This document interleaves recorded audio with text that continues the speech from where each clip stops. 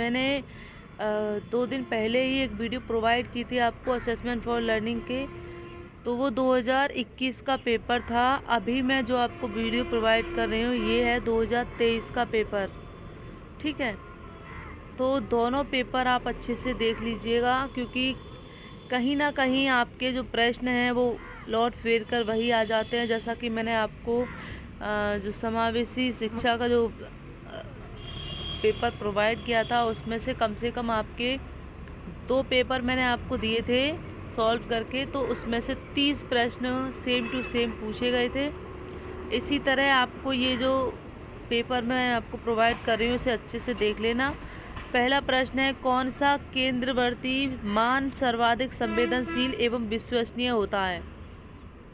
तो इस इंग्लिश वाले थोड़ा इधर की साइड आप लोग झांक लेना, ठीक है। इसका राइट आंसर है ऑप्शन ए, क्या है, मध्यमान।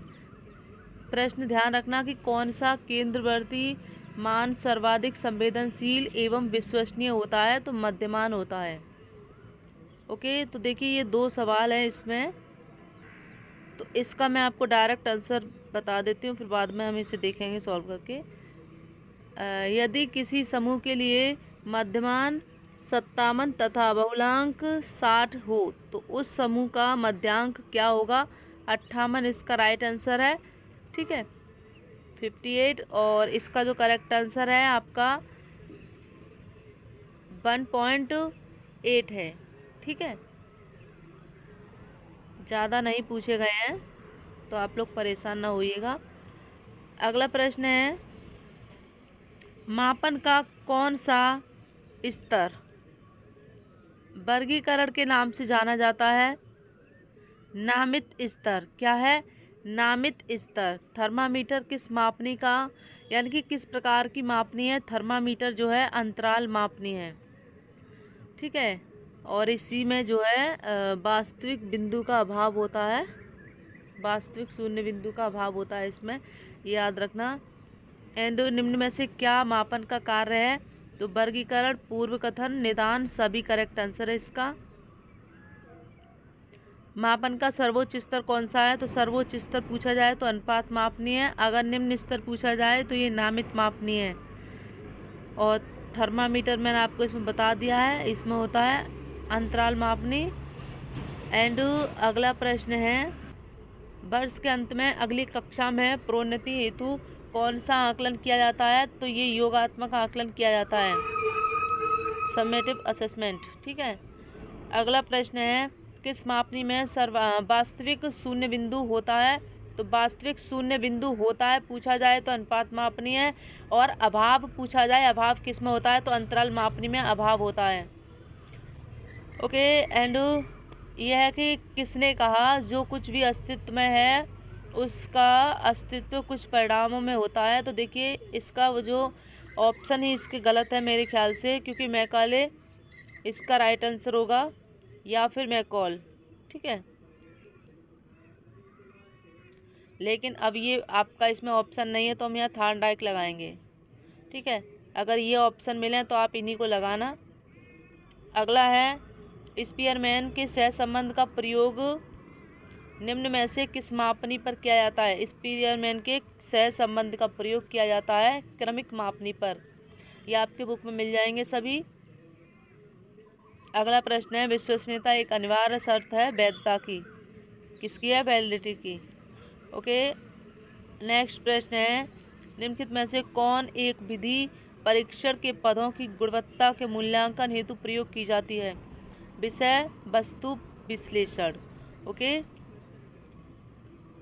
अगला प्रश्न है, मानकीकृत परीक्षण की 2 अत्यधिक आवश्यक विशेषताएं क्या हैं। मानकीकृत परीक्षण की पूछा गया है, तो विश्वसनीयता एवं वैध, क्या है, विश्वसनीयता एवं वैधता। अगला प्रश्न है, निम्न में से कौन सा भिन्न है, तो न्यायदर्श भिन्न है, बाकी ये सभी करेक्ट हैं कि विश्वसनीयता, वैधता, मानक। अगला है, निम्नलिखित में से कौन सा अध्यापक निर्मित परीक्षण का लक्षण नहीं है, तो मानक नहीं है, मानक नहीं है, बाकी ये तीनों हैं। ओके, अगला प्रश्न है, किसी परीक्षण का स्वयं संबंध कहलाता है, विश्वसनीयता गुणांक कहलाता है। यदि कोई परीक्षण वैध है तो वह विश्वसनीय अवश्य होगा। ठीक है, विश्वसनीय अधिक होगा या अवश्य होगा। अगला है कि IQ है।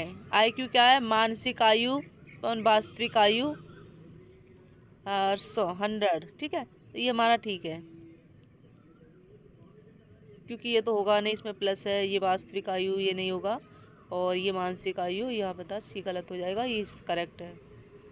ये देखिए उसमें भी पूछा गया था 2021 वाले में, और 2023 में भी पूछा गया है, तो ध्यान रखना 2020 वाले में भी ये पूछा गया था। और कमेंट करना अगर आपको 2020 का पेपर चाहिए सॉल्व विद सॉल्व, तो वो भी अपलोड कर दूंगी।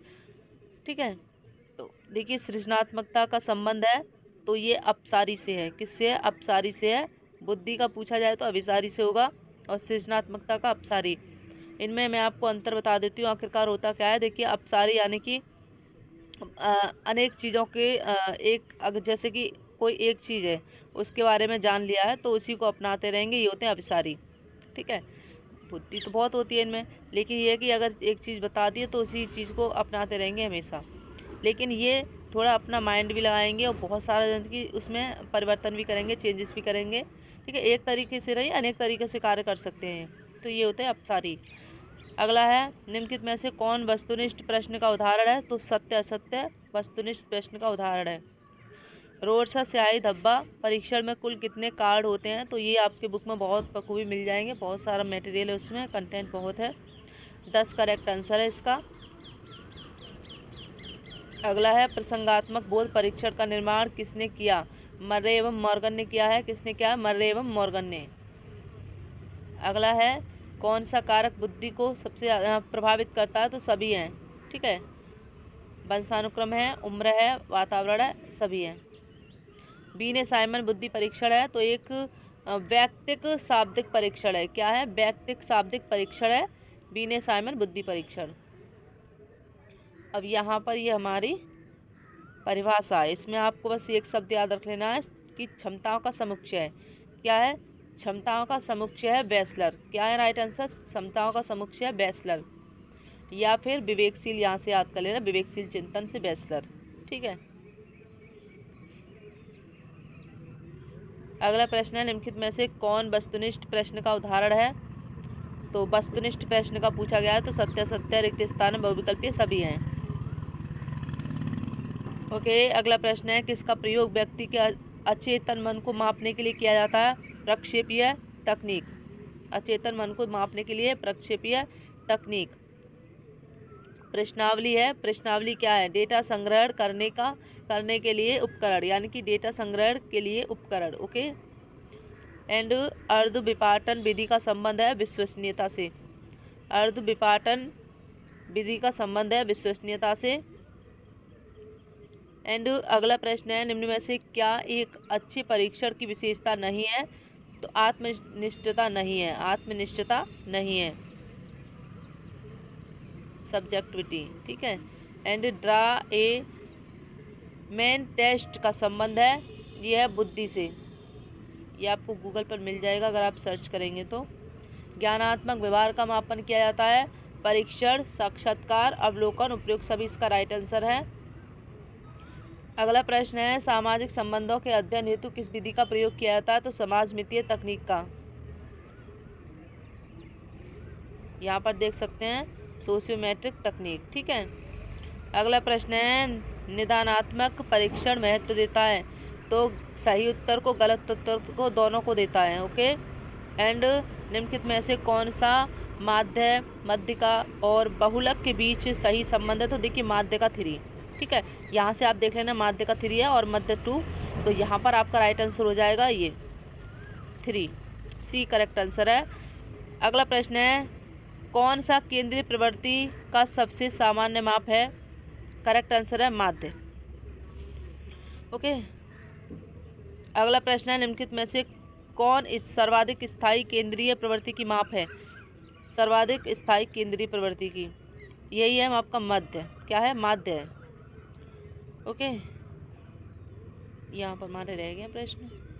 अगला है निम्न में से कौन केंद्रीय प्रवृत्ति की माप नहीं है? मानक विचलन नहीं है, बाकी ये सभी है तीनों। आंकड़ों का मध्य बिंदु कहलाता है, आंकड़ों का मध्य बिंदु कहलाता है, मध्य क्या कहलाता है, मध्य कहलाता है। अगला प्रश्न है, निम्नलिखित में से कौन विचलनशीलता का सर्वाधिक स्थायी माप है। विचलनशीलता का मानक विचलन, ओके क्या है, मानक विचलन। नेक्स्ट प्रश्न है, मध्यमान है, तो मध्यमान है आपका m बराबर, यानी कि ये आपका है बी करेक्ट आंसर है। ठीक है, ये याद रखना, आपको याद रखना कि इसका यानी कि मध्यमान क्या है। तो ये सूत्र यहाँ पे लिखा हुआ है, इसको याद रखना। ठीक है, लिख लीजिए कहीं अलग, इसे नोट कर लीजिए।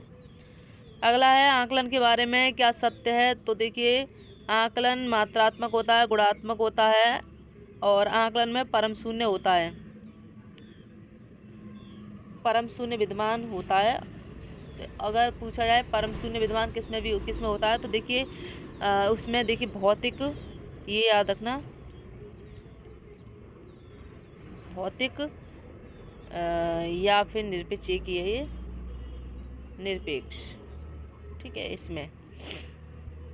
अगला प्रश्न है, पाठ्यक्रम के अंत में किया जाने वाला दोबारा से पूछ लिया गया है, तो योगात्मक आकलन है। पता नहीं क्यों एक प्रश्न को 10-10 बार 2-2 बार पूछते हैं। किसी विद्यार्थी को परीक्षा में प्रथम श्रेणी प्रदान करना।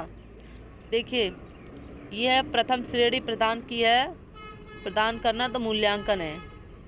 कैसे, देखिए आपकी क्लास है, पूरी क्लास, इसमें बहुत सारे बच्चे हैं, और इन बच्चे में यानी कि आपका जो नंबर आया है वो 85 आया है, मान लीजिए, चलिए 90 मान लीजिए। ठीक है, 90 आया है, तो ये आपका नंबर है, तो क्या हो गया, मापन हो गया।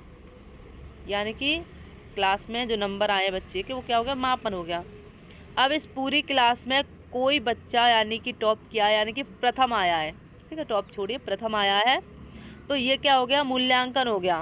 प्रथम श्रेणी या फिर टॉप किया उसने, या तो सबसे ज़्यादा नंबर वो अपनी क्लास में लेके आया है, तो ये क्या है, मूल्यांकन हो गया पूरी क्लास में, यानी कि ये बच्चा सबसे ज़्यादा मार्क्स लेके आया है। और अगर आपके नंबर पूछे जाए कि कितने हैं, यानी कि इतने नंबर लेके आया, यानी कि प्रश्न में आए कि 90 लेके आया है या 50 लेके आया है, तो वो क्या होगा, मापन हो जाएगा। तो ये आप याद रखना। अगला है, व्यक्ति के अवचेतन पक्ष के मापन हेतु प्रयुक्त तकनीक है। देखिए, आप दोबारा से प्रश्न पूछ लिया, वहाँ पर चेतन लिख दिया था, अचेतन, यहाँ पर अवचेतन लिख दिया, लेकिन आंसर आपका होगा प्रक्षेप, यही। अगला प्रश्न है, निम्नलिखित में से कौन निर्धारण मापनी का उदाहरण है। तो तीनों ही हैं, ओके। अगला है, निम्नलिखित में मात्रात्मक उपकरण है। मात्रात्मक उपकरण है भार मापन यंत्र, ओके। एंड किसी परीक्षण के मानक उपयोगी है, मानक उपयोगी हैं, तो यह है परीक्षण को वस्तुनिष्ठ बनाने में, परीक्षण को वस्तुनिष्ठ बनाने में।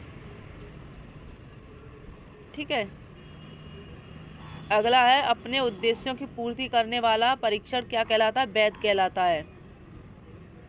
किसी प्रश्न पर डाउट हो तो डायरेक्ट आप गूगल पर जाना। ठीक है, सर्वाधिक संवेदनशील सांख्यिकी कौन सी है, और कमेंट भी कर सकते हैं, हम विचार करेंगे उस पर। संवेदनशील है आपके मध्यमान। मापन का सर्वोच्च स्तर है आनुपातिक। ये दोबारा से पूछ लिया गया क्या, ये भी। शैक्षिक एवं मनोवैज्ञानिक चरों का मापन मुख्यतः किस स्तर पर किया जाता है, तो नामित स्तर पर। ये करेक्ट आंसर हमारा नामित। ठीक है, यहाँ पर आप याद रख लेना, स्वीकृत नियमों का स्टीवेंस होगा, स्टीवेंसन हो लिखा जाएगा, या फिर स्टीवेंस या लिखा जाएगा। ठीक है, ये करेक्ट आंसर है यहाँ पर इसका। अगला प्रश्न है, निम्नलिखित में से कौन सा कथन असत्य है। तो मापन मूल्यांकन से अधिक व्यापक है। मापन क्या होता है, मापन तो आकलन संक्षिप्त होता है। ठीक है, और ये आपका मूल्यांकन सबसे व्यापक होता है। तो मूल्यांकन से अधिक हम कैसे बता सकते हैं इसको, तो यही हमारा राइट आंसर हो जाएगा। अगला प्रश्न है, मनुष्य की लंबाई है एक सतत चर है। मनुष्य की लंबाई क्या है, एक सतत चर है।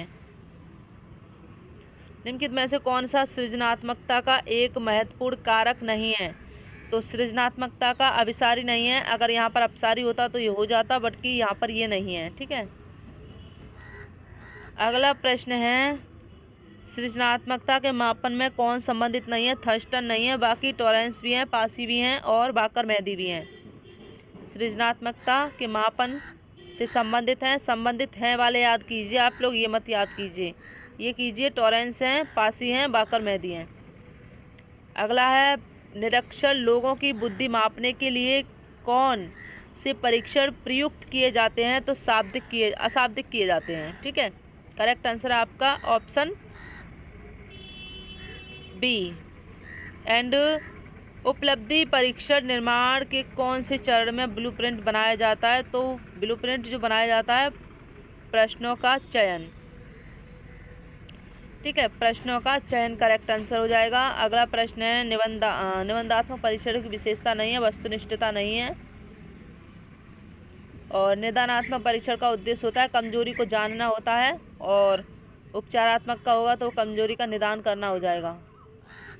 अगला है किसी प्रश्न का आदर्श कठिनाई स्तर कितना होगा? 50% होगा। क्या होगा? 50% होगा।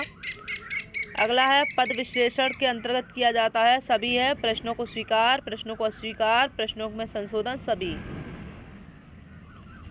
नेक्स्ट प्रश्न है किसी परीक्षण में प्रश्नों की संख्या बढ़ाए जाने पर विश्वसनीयता बढ़ती है। क्या होती है? बढ़ती है।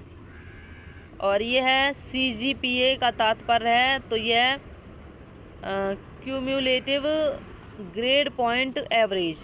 करेक्ट आंसर है आपका ऑप्शन बी। याद रख लेना इसको। परंपरागत ये उसमें भी पूछी गई है, 2021 में भी, 2023 में भी पूछी गई है और 2022 में वगैरह में पूछी गई होगी, तो पता नहीं है। परंपरागत परीक्षा प्रणाली का प्रमुख दोष है, तो ये सभी हमारे करेक्ट आंसर हैं। अगला प्रश्न है निम्नलिखित में से कौन सा मापन की व्यक्तिगत त्रुटियों से संबंधित है?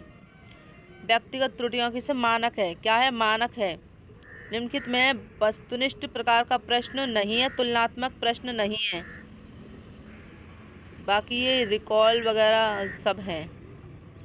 एंड शैक्षिक उद्देश्यों का वर्गीकरण किसने दिया है? ब्लूम ने दिया है। और प्रथम सफल परीक्षण किसने किया? विनय ने किया है।